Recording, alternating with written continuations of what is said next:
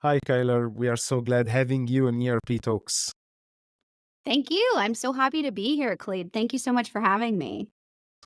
So, Kyler, the first typical question in ERP Talks is to tell us more about yourself and how you get involved to the ERP industry. Yeah, absolutely.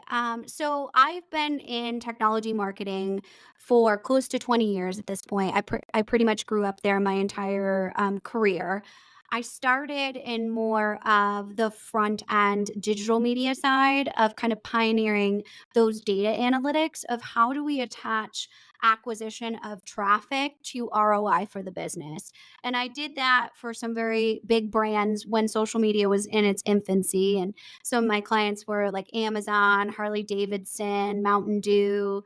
I did a lot of action sports too. So, how do you essentially create an experience, whether you're at an event, the Dew Tour, a trade show, anything like that, and bring it back to be able to nurture that relationship with your customer? So I did a lot of that, and my love for data kind of brought me more into the enterprise operations and more of a technical marketing space. And how can we market systems in order to understand how they can benefit businesses?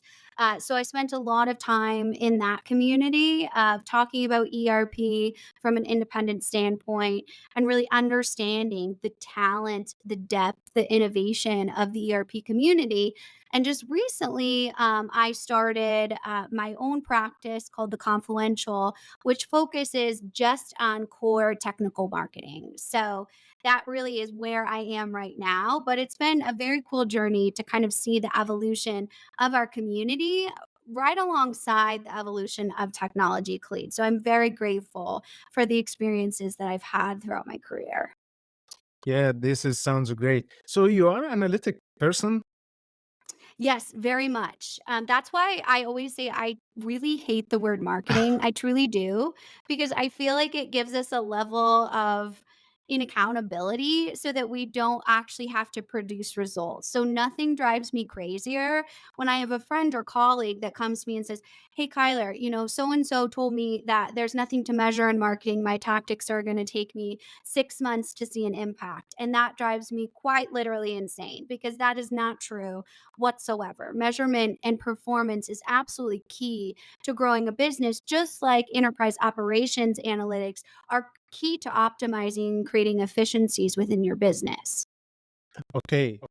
So, do you think that the ERP marketer should have this skill, the analytic mindset? Absolutely. Oh, it's 100%, 120% a must to be able to have that because with us, especially the speed at which technology is evolving, and for us to really be on the forefront of effectively servicing our customers, which is our jobs, right?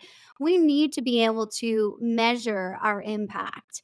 And if we can't do that to create value-driven content in our marketplace to create a greater good for the industry, then there is no point. You might as well, just go up to your roof and throw money off. So it's not, the best investment if you're not be able to measure the results. This is really cool. So, Confluential. You Mhm. mentioned that you just started Confluential, and good for you. Thank you. Congratulations. I believe in you, and I Oh, believe that thank you. you will do a great job. So, can you tell us more about what motivates you to Mhm. start Confluential, and also what is the services that you guys are offering? Absolutely. So the Confluential, I really modeled it after an ERP implementation. So taking the same sort of methodology that we look at, the assessment of the business, the selection of the MarTech stack, and the implementation of the tools to match the front end business processes, I brought that more into the front end of business entities that focus in the technology space. So we only work with businesses that are under 100 million in revenue and really help them identify the areas in which they can make an impact in the market, whether they're creating a new technology and they're bringing that to market, whether they have advisory services and they're building trust with their overall audience. And a lot of what we do is not just with the front end acquisition of traffic, like a lot of traditional marketing companies, but it's also with the health of the customer relationship management tool and how are you effectively utilizing that? Because you know better than anyone as a business owner, Clede, that our buying cycle is a very long time, depending on where you are, because it's a big decision to purchase new software or new services for a business. And we need to make sure that we're effectively harvesting that relationship, really nurturing it, even after they've come into our ecosystem. So the Confluential really helps business owners within the ERP advisory field, within AI, business intelligence. We have a few digital twin clients. We have system integrators that really come and decide how do they acquire good quality leads and traffic through creating value in their marketplace, through the content that they put out, supporting the learning and development and greater good of the industry. And the cool part about, being part of our client community is they often cross over in businesses too.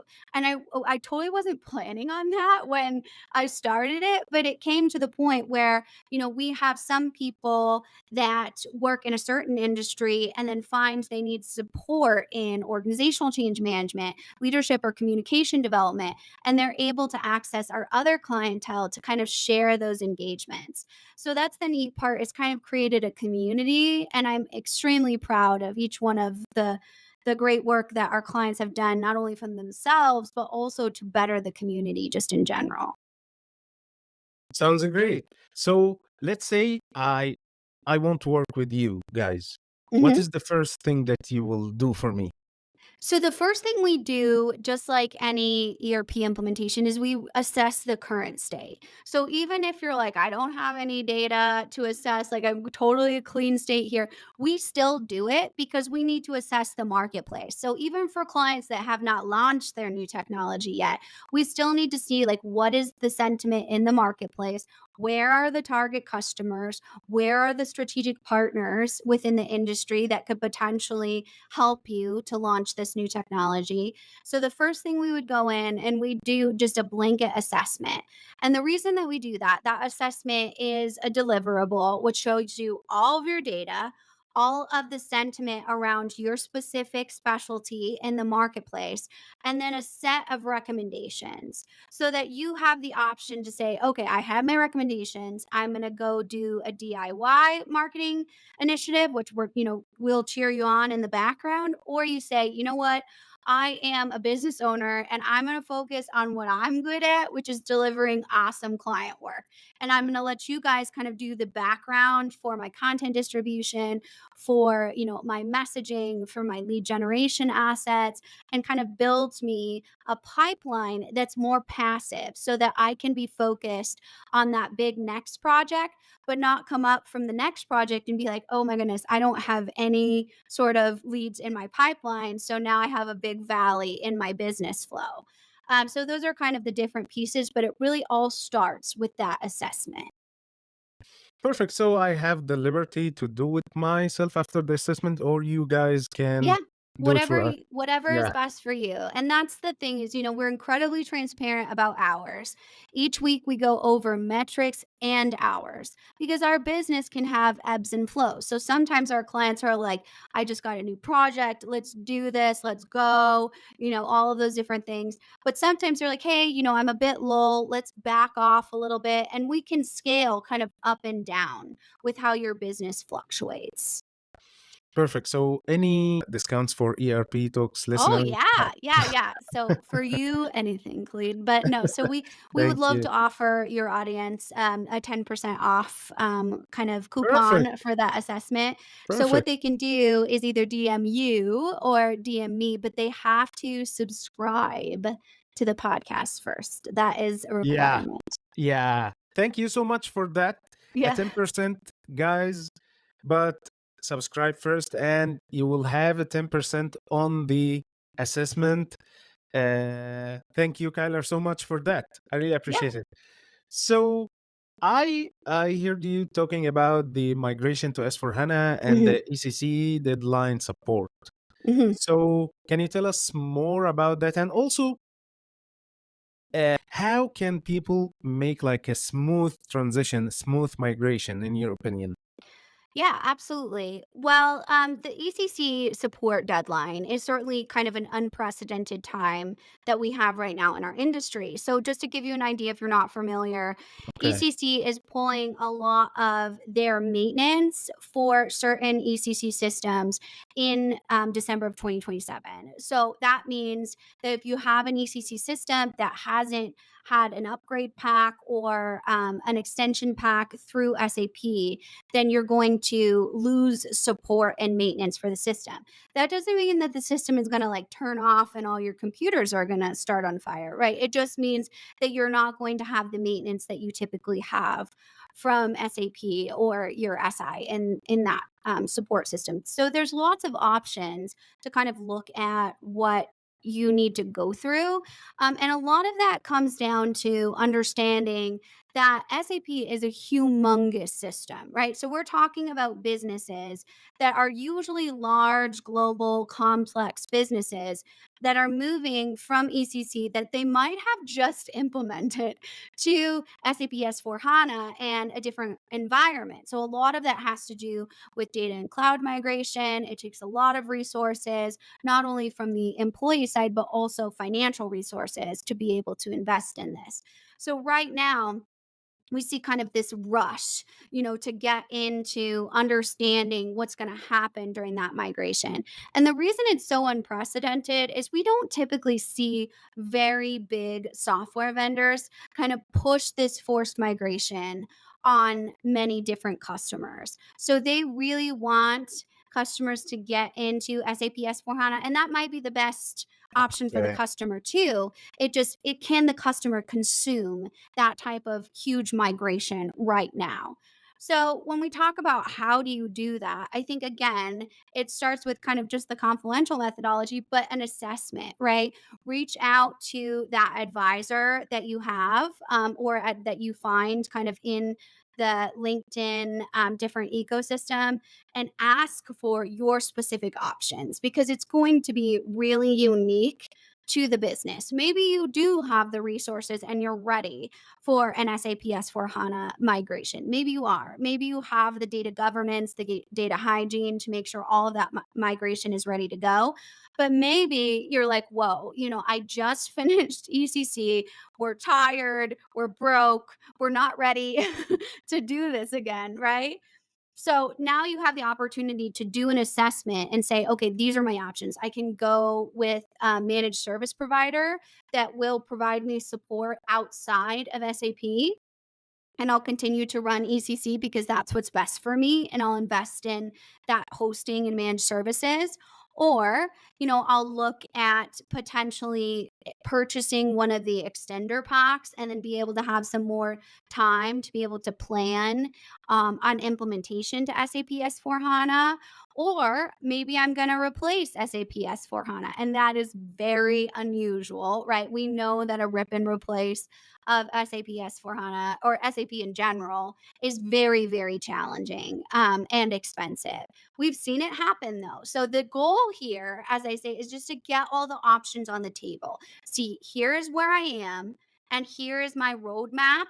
And then pick a roadmap and be able to follow what's best for you, not what the vendor wants you to do. That's going to be really key to ensuring that you're keeping your business healthy. Yeah, this makes sense, and business owners should be prepared Mhm. for this big transition to avoid a lot of hassle. You mentioned also the pre-assessment. Mhm. So, like companies should like do an Yes. assessment for their current system processes before hiring the ERP consultants. So the Eh, consultants can help you with that, right? So they can help you do that assessment in general. So you could either look at there's certain businesses that specialize in SAP S4 HANA assessments, and then they help you select like, hey, Khaled and ZConsulto is your best option for going through with this, and we're going to transition over to them. Or they could reach out to you directly, and you could say, I can help you assess this situation and see what is the best option. So there's kind of two different roadmaps there. And so you also recommend that it should be a different like entity or a different company or a different consultant, not the vendor that we are dealing with. So if we like Mhm. we have SAP and we have our partner and we need someone to do this assessment, it should be a different company or a different person, not the same typical vendor that we are working with all the time. 100%. Absolutely. Just because you have to remember that the vendors have an agenda, right? They have what they're supposed to be doing. And Yeah, it's not because they're terrible people or we don't like them, or that's their job, right? Is yeah, to get you migrated to the next system. And they might not have kind of the best entrance of the business in mind. And again, it might be your best choice to migrate to their system and follow their recommendation, but you need to do your due diligence as a business leader and bring in someone that's your advocate, that's not trying to sell you something, that is actually dedicated contractually to your business goals, as consultants often are. So they understand the system, they understand, the overall process of that vendor pressure, and they can just help you make that decision. So it's almost like, Khalid, when we become executives, a lot of times we get executive coaches, and they're there to kind of teach us how to be leaders, to hone in our leadership skills, to be good service to our team. This is the same sort of transformation coach, I often call it, because you have someone who's on your side, who's talking you through, like, this is our business goals, this is our collaborative objective. Yeah, we're going to continue with SAP, and our partners are an important part of that, but we're going to make sure that we have a strategy that's best for our business, not best for their bottom line. okay, perfect, perfect. So if someone needs to hire this individual or this company, do you know some people that may help?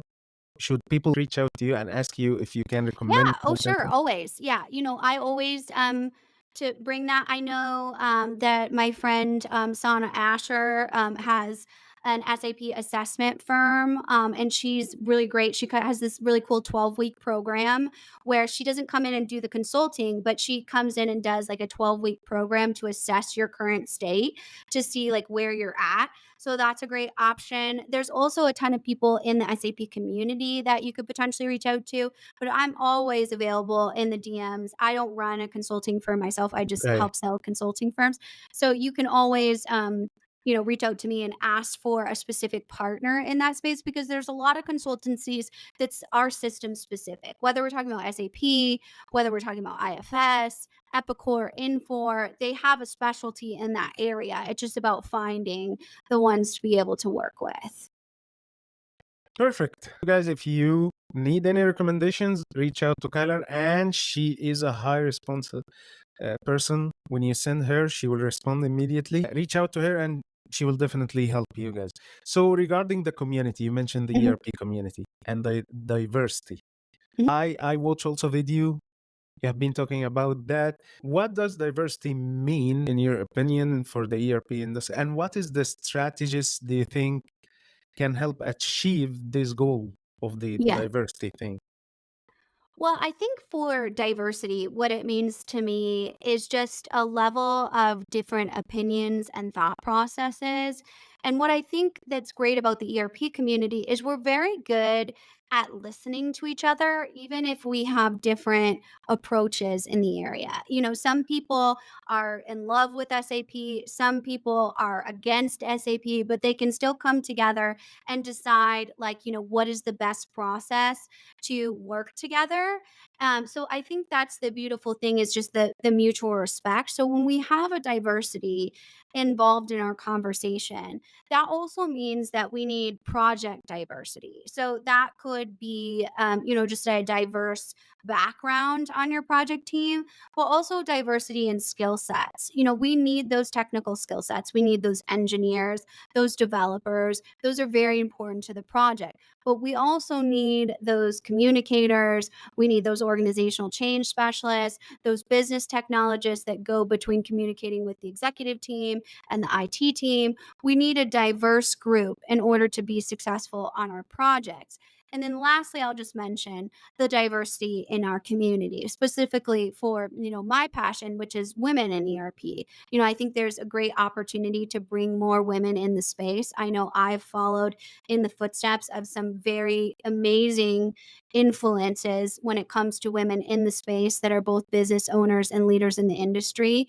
And I'm deeply grateful for that. And I think that our community of women in ERP is unbelievably supportive. If I have a younger person who's interested in breaking into the field and they say, "Hey, this is my system specialty. I'm thinking about getting into this." This just happened to me a few weeks ago. She wanted to know about warehouse management systems. I know nothing about warehouse. Like, I know what they are, right? But I certainly don't know like what we're going to do as far as implementing them. And I was able to pass and introduce her to a variety of different women in the community, and she now has a full-time role because she had met those types of people. So I think that's the thing about networking, is everyone's so passionate about our community that they want to bring people into our fold. They want to bring a diverse new younger group into an industry that's kind of been like old and dusty, if you will, for a while, and we're trying to make it cool again. We're trying to show the opportunity and the creativity that's involved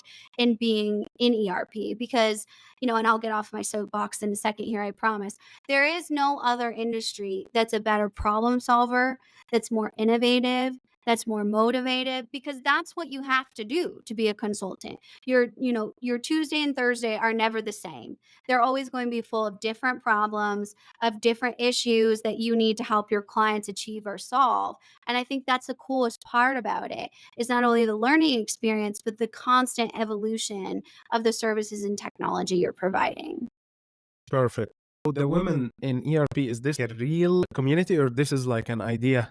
Yeah, so, that's a good question. I'm trying to make it a real community, Okay. like, all in my free time. We do have a few, like, founding members that are starting kind of an association when it comes to women, and we call it Women in Enterprise Tech, because we wanna include our AI colleagues, our BI colleagues, people that are able our database colleagues.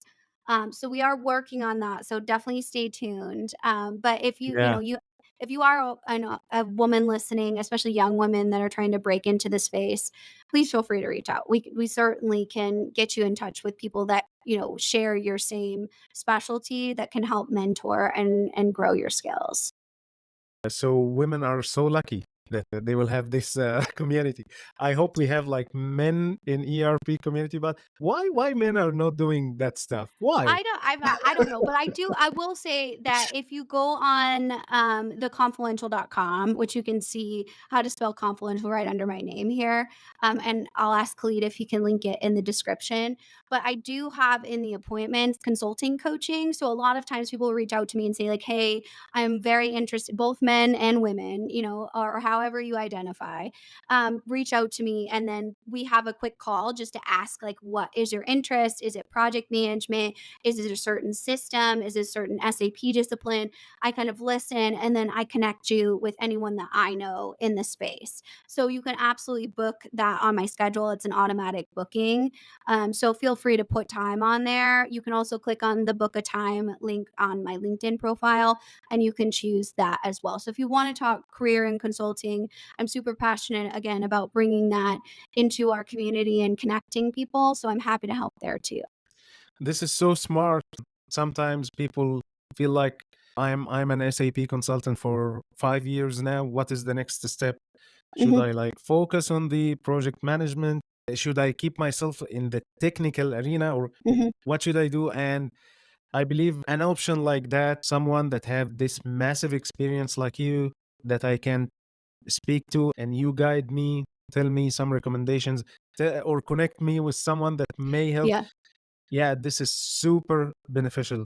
Oh, yeah. Well, I'm Yeah, really just the connector. I connect you with people much smarter than me that could discuss the nuances of the industry. I just happen, to be so grateful to have that network. So I love to be able to share it with people in the space. And then, of course, like, and you know better than anyone, Clay, because you're so good at it. You have to thank do you. your due diligence, right? You have to follow up with those people and ask for time, and, try and get on their calendar, and things like that. So it does take motivation on that side, but you are, I at least give you the introduction to be able to do that, the roadmap, or I try. Yeah, you mentioned that we need this community to be strong and to be healthy. So when someone needs some help, he will find someone like you that can connect or do something. So I believe it's super important, especially for the ERP community, to help each others and reach out to each others, and people will reply. I reach out to many people asking Mhm. for advices. So they reply. They are open, even if they are competitors. They Mhm. reply to me. I send some emails. Hey guys, I will do X, Y, and Z. What do you think? They reply to me, like not 100% reply, but like Yeah. 90% of them replies, Yeah. which is good. So reaching out to people is a good thing. It's a smart from you that you do this option. Thank Mhm. you for that. So the women community. So you earlier this year, I believe, you spoke at the Women in Tech Summit about Mhm. the Terminator effect, the human side of AI. Yeah. So Yeah. what is that?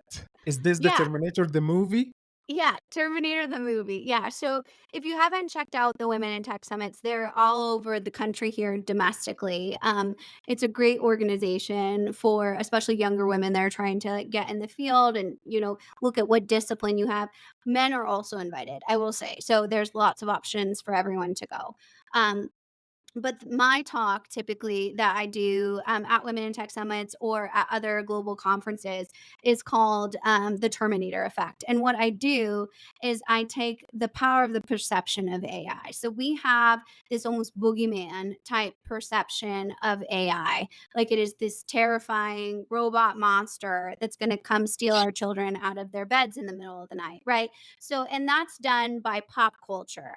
And a lot of that comes from the Terminator, which is the original kind of AI robot, Arnold Schwarzenegger Yeah. character, right? That comes here to Earth, and Earth has taken over by these autonomous robots. So what the talk entails is it showcases and kind of peels back of why that is our perception, why that's important to understand as technical leaders, because not only are we having to combat just the societal perception of AI, but also we need to understand how our communities perceive AI. So I can't tell you, Khalid, how many times I've seen a very well intentioned executive go announce to their teams, hey, we're, implementing this new AI process. And they assume that their team is going to be super excited about that because they think, oh my gosh, there's all this opportunity to, automate those manual, boring tasks. They're going to be so excited. They're going to be more efficient. They get this shiny new sparkly technology, and all that employee hears is, I'm going to lose my job. Technology is going to take my job because that executive didn't do their due diligence to kind of measure the perception in their own community, which is their workplace. So the Terminator effect really peels back the misperceptions around the movie The Terminator. For example, the Terminator goes back in time to find Sarah Connor, who Sarah Connor gives birth to the leader of the human revolution. So he basically eliminates all the robots on the earth, and they want to find Sarah Connor and ultimately eliminate her so that she doesn't give birth to this person. So they run all over the United States trying to find every single Sarah Connor they could possibly find. But we Yeah. know, as data professionals, that actually would never happen. So if you had effective database management, you'd know other data points that could kind of subcategorize or funnel down your output when it comes to who is Sarah Connor, last known address, date of birth, right? Employer. You'd have all of these different areas in which you could access this to know actually who was the Sarah Connor. So it wouldn't just be robots fighting, across the US to kind of find this person. And I show you the importance of peeling back those misperceptions are critical in the workplace as well, because AI is such a an amazing tool with lots of opportunity, but only if the human workforce is willing to embrace those opportunities. And it's our job as leaders to effectively communicate with them, to be transparent with them, to engage them in the overall implementation of AI, to understand their experiences in business processes in order to be most effective in creating user adoption around AI implementation. So this is a new perspective for me, but it's a true story. It happens also in the industrial revolution at the beginning Mhm. of the Oh, 900s. yeah. Yeah, people think that, oh, the machines will replace us. So every time people think that something will replace them, and it will never happen, we build those tools, we will use them. And as Mike Taylor, he's an SAP consultant, and I invited him to ERP Talks. He Mhm. said that AI will not replace you, but someone who are using AI will replace Mhm. you. So, Absolutely. uh, so let's talk marketing. Ooh, And yay, my favorite. you Okay. mentioned Mountain Dew, you mentioned Amazon, I Yeah. believe. Yeah. You Yeah. mentioned big names in the Yeah. marketing. So marketing in the ERP industry is not easy. Mm-mm. Yesterday, I was in a meeting with some business owners, um, and like 99% they are in the ERP industry, and they mentioned that they have the big issues, they have Mhm. like big challenges in Mhm. the marketing Mhm. and how to generate leads, how to like do marketing in the ERP. Mhm. So the ERP industry is highly competitive. You know Mhm. that. And Mhm. so how can companies differentiate themselves? What is the messages should they highlight to attract more prospects I in mean, market? I completely understand that because there is a lot of crossover when it comes to services provided as well. So I think there's lots of marketplaces in business that are highly competitive, and ERP happens to be one of them. Although I would challenge that approach just a little bit in the fact that I think there's a lot of very niche areas in ERP when it comes to system specific advisory, system implementers, data migration. So there's a lot of community support in those strategic partnerships. Say I have a very difficult, complex SAP S4 HANA migration, and I know that this client's data is a dumpster fire. Then I call you, Khalid, who owns a data migration firm, and say like, "Hey, dude, I need help on this. Can you please come over and take a look?" So I think there's lots of synergies for us to work together, as well as the competitive nature of the industry. Okay. Um, so I do see it like that. I think when it comes to looking at ERP, a lot of times what happens is our ERP advisory team gets trapped in traditional marketing. When we look at things like SEO, when we look at paid ads, traffic drivers, acquisition spaces, and they really want to have that more transactional based business where we're looking at those are built for more e-commerce business. So we have a user that's coming to a website to purchase a watch, right? That's not our business model. We have a full relationship with our customers for years on end that we need to be able to establish that trust prior to the sale. Because if I'm picking between Bert and Ernie to be my advisors, a lot of times they have the same competencies, they're selling the same thing, but Bert may have the ability in which they created trust in the marketplace through things like an influencer profile or being involved in the conversation. And Ernie might be awesome, but at the same time, I don't see that same trust and authenticity that I see for Bert. So I'm going to go with Bert because of that relationship. So I think the biggest piece of understanding that is, again, looking at your current state. What do you have in your overall data that you can excavate to give you insights? Is there a certain niche market that you've fallen in that you want to do some targeting in that area? Or is there some value that you can bring and get those conversions through that? The main thing that I see when I go in and assess a business is the lack of lead generation assets. So for us, again, we're creating that relationship. We don't want someone to just visit our website and then go away, right? We want to get them into our CRM so that we're able to continue to provide them with content in our CRM and on social media so that they're continuing to grow this relationship. Bert's becoming that trusted advisor, and Ernie's just hoping that his phone rings. And hopes and dreams don't sell engagements, right? Unfortunately. Um, so I think the biggest thing is creating those lead generation pathways through your front end business processes so that you can continue to build up your contact database. Because a lot of times we're a year out from people buying what that we need them to buy.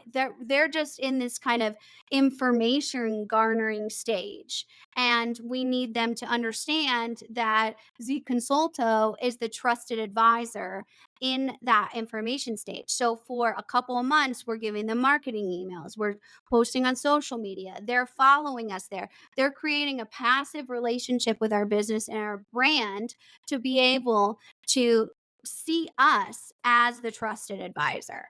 So that's the biggest thing that I see is utilizing those traditional marketing tactics that are built again for more of an e-commerce brand as opposed to really focusing on how do I get this contact into my CRM so that I can create an ongoing relationship with them. Oh my God. This is amazing. But Oh, good. do you think that business owners have the time to do that? No. Yeah. No, I don't. I mean, I think that there's efficiencies that they create, and that's what we help a lot of our clients do, is our clients often don't have, a 25-person marketing team. Sometimes they don't have a marketing team, nor Yeah. a sales team. So what we do is create our content mapping that is like turning on a machine so that it is more passive, and we're using our things like social scheduling tools and SEO generation and content repurposing. We do a podcast that turns into a blog, that turns into a video, that turns into a short, that turns into all of those different areas that we're actually putting out there so that we're focusing on the efficiency so that the actual business owner can go and do what he or she is best at, which is delivering client work. So that is the goal of really addressing those front end processes, not overcomplicating it, and creating a place in which you can have this efficient partner that's delivering a lot of that for you with your collaboration because it needs to sound like you, it needs to be authentic like you, and you need to go in there and really join those digital conversations like SAP communities, give your feedback, and be an involved member of the community. Perfect. I will work with you. I told you that. I believe that we need something like that. It's overwhelming for us to do all of that. We are not Mhm. experts on that. Because this is something that every business owner is it's a big challenge for them. I can see that. I so I met I was in a workshop in Atlanta in May. 99% of them mentioned that they have a big challenges on the Mhm. marketing stuff. Mhm. And also 2 days ago, a different group of business owners, and also they mentioned the same thing. Mhm. We have like a big issue. We have a big challenge with marketing ourselves. It's not easy. The customer behavior it changes Mhm. so fast now, and they don't know how to do it. You mentioned that the social media presence. How also should they like open their phones and take some videos and share it on Yeah. the social? Really? Well, yeah. Oh, yeah, absolutely. There's many times where I have to rip away the teleprompter from some of our clients and just talk to them and have because they are so smart, but that is not their wheelhouse, right? They're not who is comfortable when they put a camera right in front of your face and you're like, And ERP is enterprise resource plan. We don't want to come off as unauthentic. And so a lot of times that short form content where you do just do a video with something in hand and say, hey guys, my client asked me a question. I'm curious to hear your feedback, but here's my 2 cents on it. And then you're able to just share that out into the community. And then they're able to share their expertise because maybe they may have a different idea than you have and it's a better one. That happens all the time. That's the point of collaboration is to be able to, get ideas and crowdsource ideas to make sure that you're kind of up on the latest trends. And have those conversations just like we're doing now to be able to provide that insight to the community. So I would say a lot of people have a little bit of imposter syndrome on that side, like who am I, to just bring out my phone and start talking.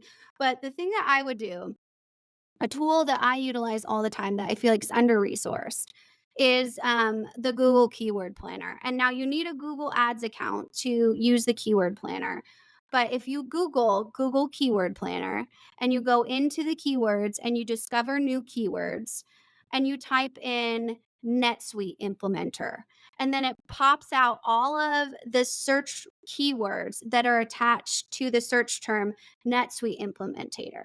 And so they give you like NetSuite best practices, NetSuite, it gives you all of these different content Hey, themes that are already popular in the internet. And then you're able to have a data-driven list that's actually insightful, not just like what you thought you should talk about, right? You actually have kind of more of a strategic approach behind it.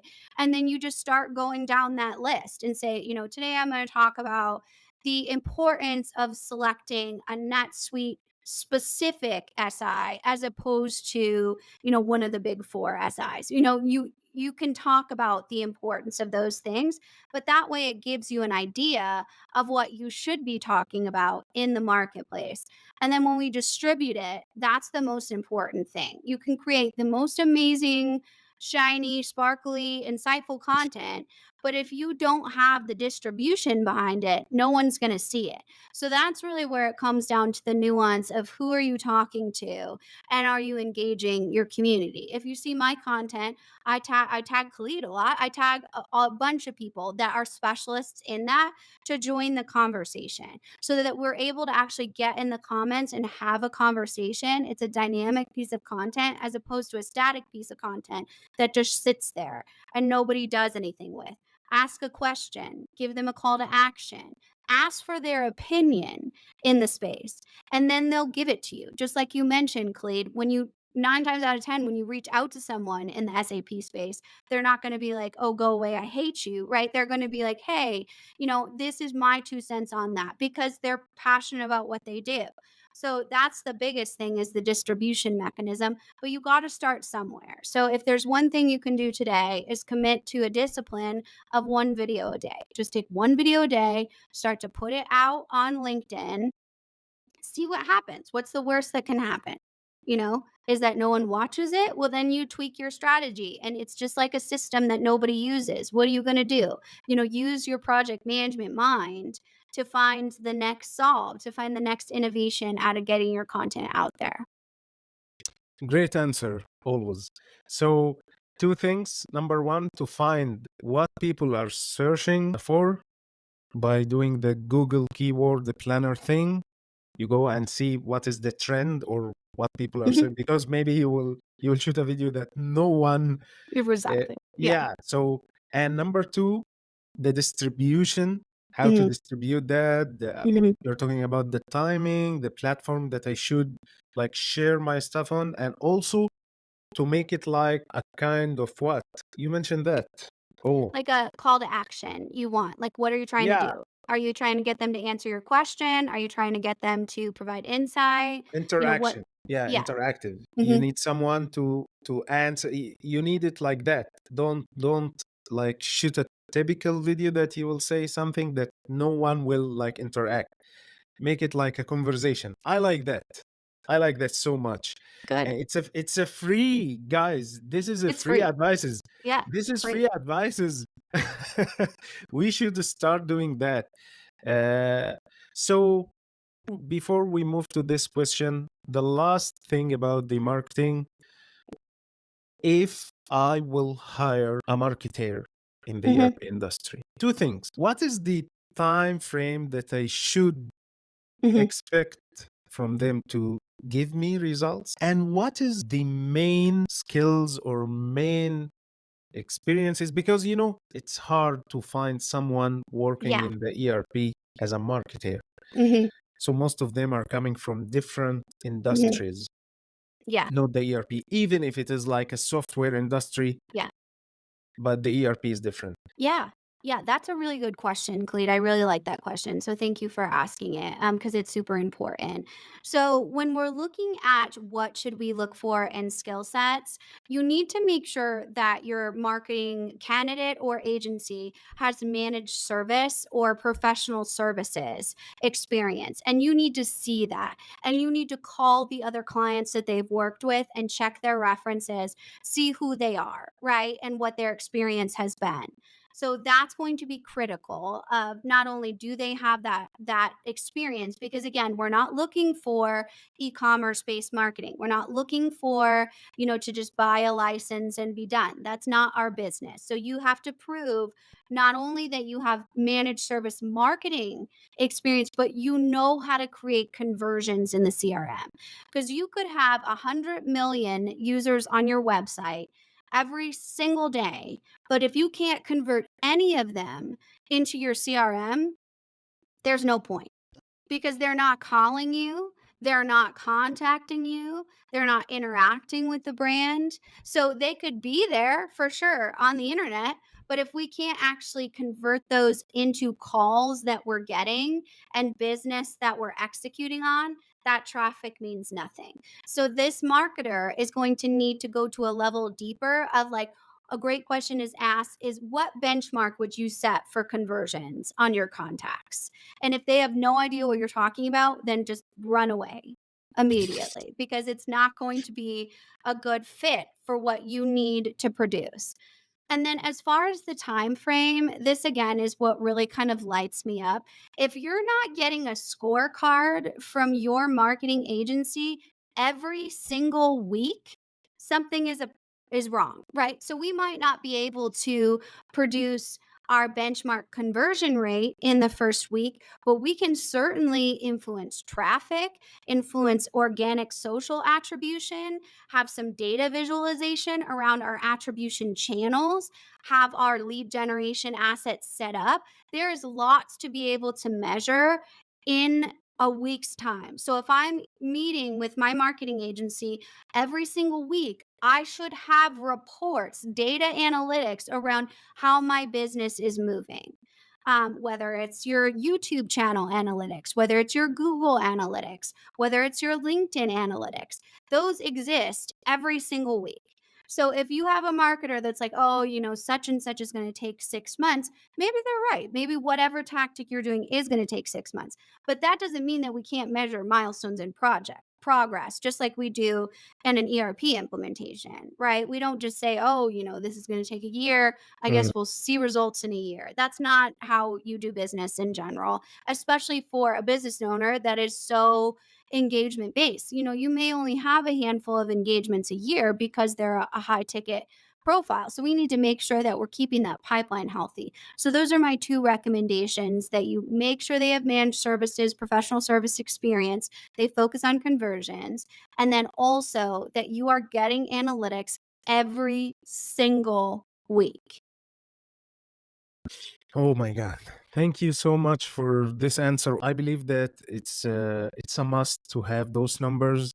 And I believe if the marketer is not giving you the numbers, then how can we evaluate their Mhm. progress or our progress? So my very last question, and it might be cliche, but I will say it anyway. Yeah. So if you have like a time machine Yeah. and you can go back by Yeah. time, what mistakes would you avoid, or what is the advice would you like give to your younger self? Oh, yeah. I certainly would go back and not take myself so seriously. Most definitely. And growing up in the tech space, especially having the blessing of getting to the executive level in my late 20s, early 30s. So I was always the youngest and often the only woman in the room. And I thought that meant that I needed to be really stern and direct and really come down as an authoritarian. And that's not at all who I am personally. So a lot of times when people would see me in the boardroom and then see me outside in personal life, they would be like, you're a totally different person. And I thought that's what I needed to be as a leader. And I couldn't have been more wrong in that situation. And when I started to really embrace my personality, my empathy, my ability to humanize the people that I work with, my clients, and really show up as who I really was, Kyler. Yeah. I found that they were much more likely to be influenced and lead and be, loyal and stay with the team that I led. So if I could go back to myself, I would say, please don't put on this like, dictator persona where you think everyone needs to take you seriously. You can both be firm and kind. Okay. Is, something that I really take seriously. I think for coming up in the space, the one thing that I always give advice to the consultants, it doesn't matter if it's your first day on a project, you still have value to bring to the table. Your job is to listen and to learn all of those different things. But that doesn't mean that you can't, bring up your insight, your thoughts, your questions about what's going on. Show up to be a learner, show up to, be involved in your project community. And that will get you so much farther because I can't tell you the amount of business owners um, or chief executives at software companies that I work with that say, their number one thing is they don't really care if you're an SAP specialist. They care if you're willing to learn to be an SAP specialist and you're willing to put in, the work and get there. So that's the biggest thing that I would say, especially when it comes to putting content out on the internet. A lot of people are like, well, I don't have 30 years of SAP experience. Well, nobody has 30 years of SAP experience. I know, one of my colleagues who's done, 30 SAP implementations, which is a lot. I'm like, did you start when you were like 12 or like what happened there? But so, nobody has that type of experience. You still can put out content. And maybe it's just a video of you saying, you know what? I'm new to the ERP area. I just got my SAP certification. I'm wondering, how do you guys find your first project? Click, cook, make the video, click, and then post it on the on your profile. And I guarantee people will be more willing to answer your question, even if you're showing up in that because a lot of other people have that question too. So that's always kind of my main piece of advice to consultants is just show up to learn and know that you still have value to give, even if it's not 30 years of experience in the industry.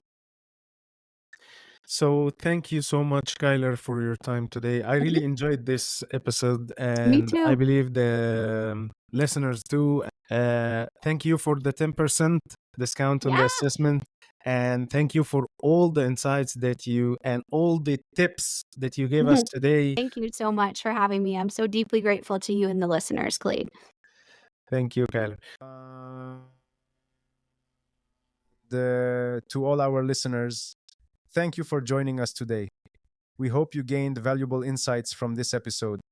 ERP Talks is dedicated to bringing you expert advice and knowledge in the ERP industry. If you found this episode helpful, please share it with someone who could benefit. Don't forget to follow us on Spotify, Apple Podcasts, and your favorite platforms. Stay tuned for more insights from leading ERP experts.